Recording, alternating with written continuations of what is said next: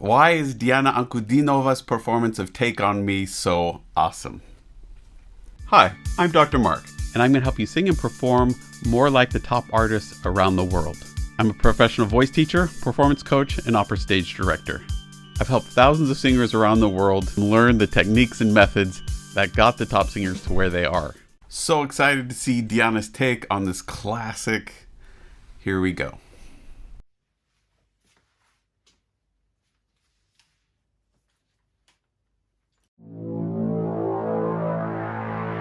We're talking away. I don't know what I'm to say. I'm saying anyway. Today's another day to find you shine away. I'll be coming for your love, okay? Take on me. Take on me. Take me.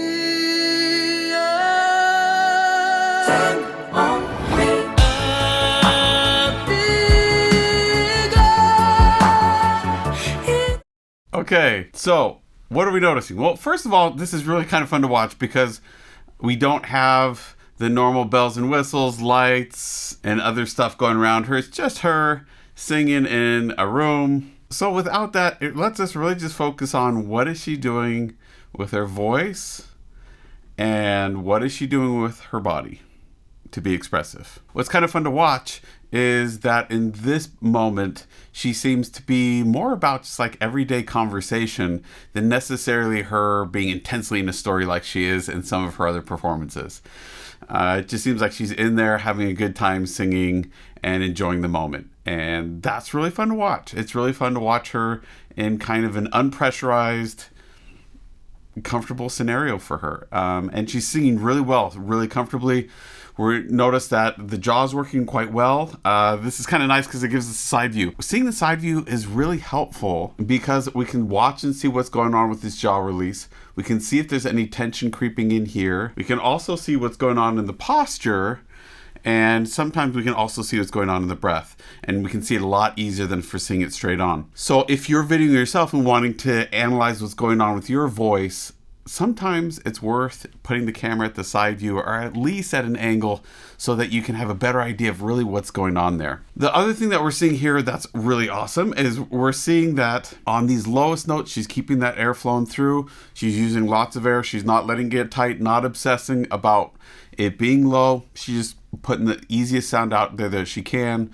And it's really nice. It gives this kind of nice soft start feel to the song, which is really fun to kind of hear her not always be in a BP place down low, but be in a more soft, gentle place in this part of the song. So really, really fun. The other thing you're going to notice here, middle high range, upper two smog coming out. In back here, we have some of that height in there, and that helps produce that darker, warmer, richer sound. You'll notice that her tongue here is staying relatively forward and flat. It's not doing a bunch of pulling back and trying to trap that sound back here, especially as you get to the middle higher notes. And that's all serving to help her sing relatively easily and get this nice, clean, clear, crisp sound out there. Really cool.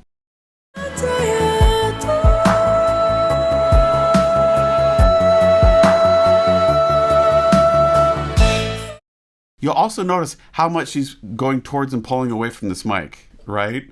Those bigger sounds, she's actually pulling away a little. Softer, she's really getting right up in that mic. Why? Who knows? Part of it might just be that's what she does and that's how she's feeling it. I wouldn't be surprised if more of it is because she doesn't have a live sound engineer there with her, I'm guessing. Looks like she's got her computer right there doing it. She's just recording it herself, is what it looks like. And so she's got to do a little bit of that engineering, that sound control herself. And so it doesn't get too overpowering with the louder notes. She backs off a little bit. And so it doesn't disappear too much on the quiet notes. She's getting right up into that mic. If you have a sound designer in general, you want to be right up on that mic all the time and let them control the levels and let them do what they need to control that sound. But if you're all by yourself, sometimes you got to do what you got to do. And so it's really kind of fun to see how she's negotiating working this mic in this setting. And it's really cool.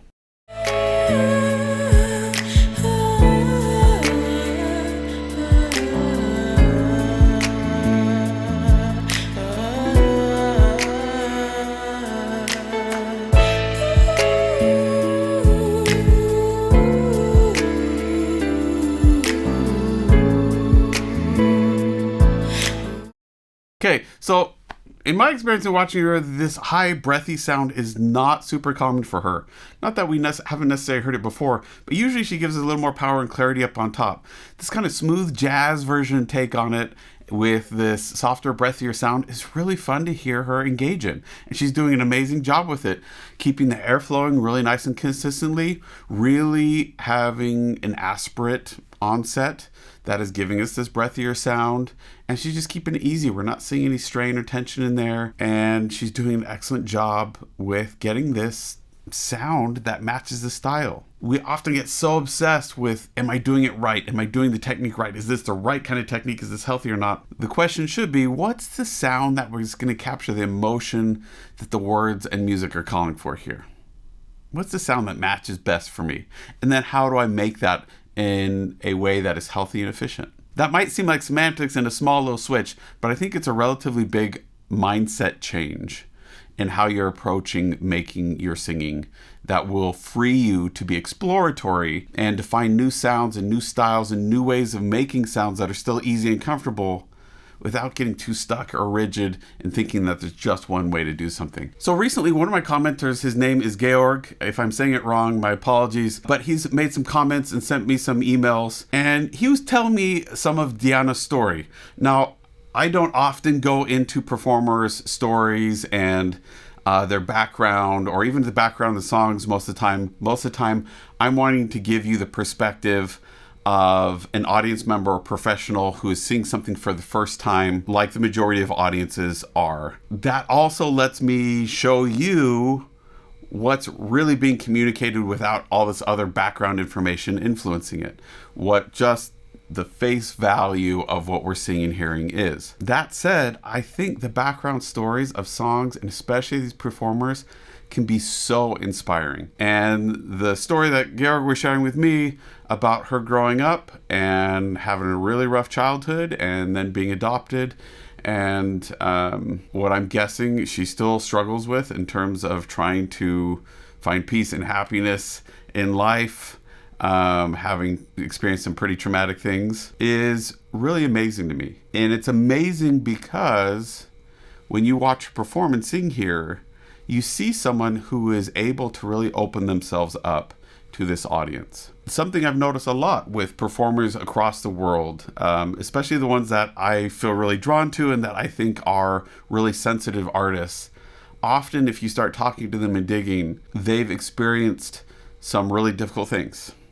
And it's often trying to sort through and understand and deal with those difficult things that draws them to music. What is inspiring to me is hard things in life can either make us harder and more angry and bitter, or they can soften us up and make us more empathetic, more kind, more loving towards the people around us.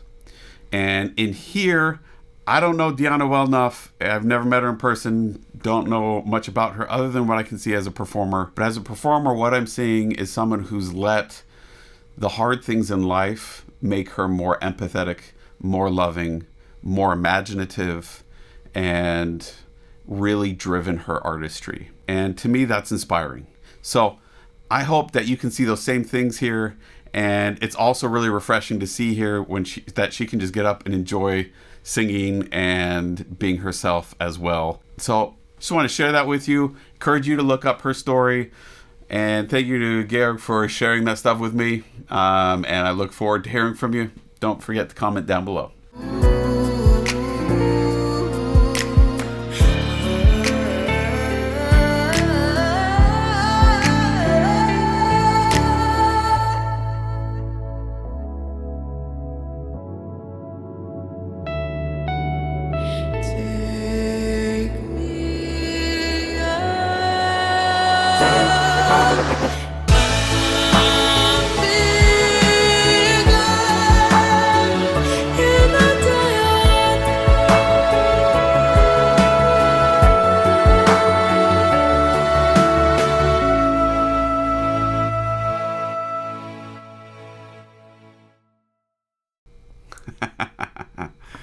Okay, so charming.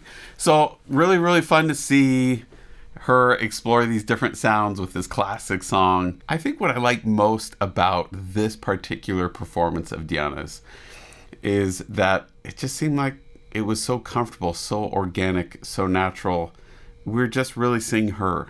And that was fun. That was really fun because a lot of the times she is so intense and so driven by the character or her imagination in a song and what she's picturing. I had a viewer that talked about interview she had where she says she just goes into a kind of trance, and you can see that where it's a trance that's taking her to an imaginary world, what she's imagining, and she can block out everything around her, and she's just set in this imaginary world that she's created for that song. In this moment, I didn't really see that. I just saw that she was there talking through song in a way that just seemed like if I found her on the street and we started talking, that's the body language, that's the voice that I would kind of expect to hear. And it was really fun to hear these unexpected high notes, right? I mean, we've all sung this song. You get to the high note and you want to blast it out and like make this gorgeous, huge, big high note thing going on. And she doesn't do that.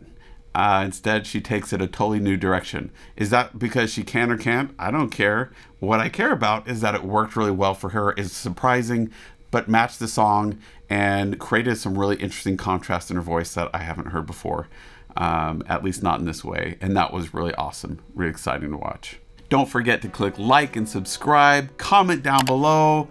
I really appreciate all the comments that I get and the recommendations. I take them seriously and love checking out what you think is awesome.